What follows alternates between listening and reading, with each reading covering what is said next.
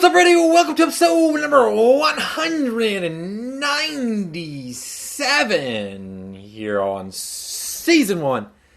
Today we are getting into my setup for 2018 stash. This is basically what I'm going to do right now is lay out my goals, how I plan on operating my stash account moving forward into the 2018 year to give you guys basically more transparency on exactly how my account is going to be managed. And then that way, from there, you can move forward with seeing the growth or seeing the decline on my account and all that kind of stuff. So let's go ahead and get into it really quick. So first of all, I set out in 2017 to own every single ETF that is on stash. I believe it's like 48 of them or something like that. I didn't actually hit that goal because of other principles that I have on my account, like keeping delicious dividends at 25%. I have left 8 more ETFs to invest in. I think that I'll hit this goal probably in the next like 4 months. 3 to 4 months or so. Obviously, some goals that are in 2017 just overflow into 2018. So I'm going to achieve that one first before I move into my second goal of 2018, which would be to park my cash up to 25% of my entire account portfolio.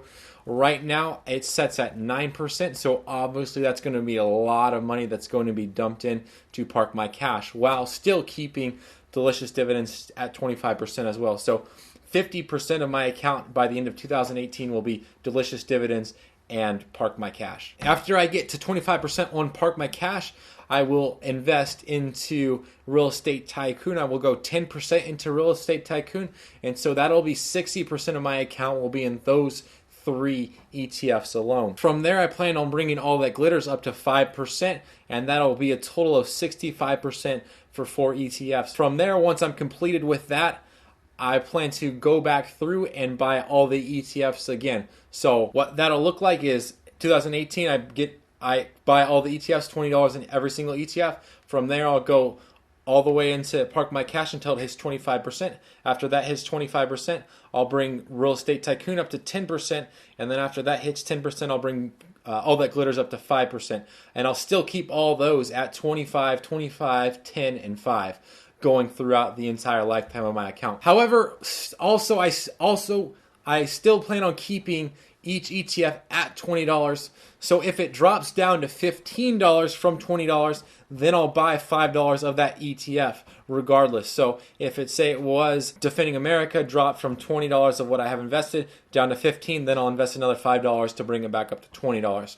I'll only sell if in a year from the purchase date of that ETF I am up above $20, say I'm at $21, $22, I'll sell that ETF and bring it back down to $20. Looking forward onto this year for stash, I plan to see my account grow about 10% next year. So I plan on having right now I set it at 13% increase on my account. I plan to see that hit at least 23% next year.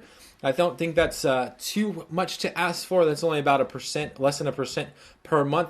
However, the only struggle that I can see with achieving that kind of growth is that this year I'll be putting a lot into bonds, and because I'll be putting a lot more into bonds, I think that that'll slow down the growth of the account, and I don't think it will be as explosive, but I think that that's still a good goal to have, and that's somewhere that I would like to be moving forward with my account on stash. I plan on doing this video with Robinhood as well, and Acorns and Stash Retire, and then soon to be M1 Finance as well, along with my cryptocurrency investments also. That way I can lay the foundation for what 2018 will be, and so that way no one's confused on exactly what is my investing strategy, what do I plan on doing for the year moving forward. Let's go ahead and dive into the question of the day, which is, do you prefer to text or talk on the phone? Personally, I don't like to do either. I would, if you were to ask me in person, I would probably say just text me. However, I'm terrible at spelling things and terrible at replying to text messages, so it would probably be better off if you called me on the phone.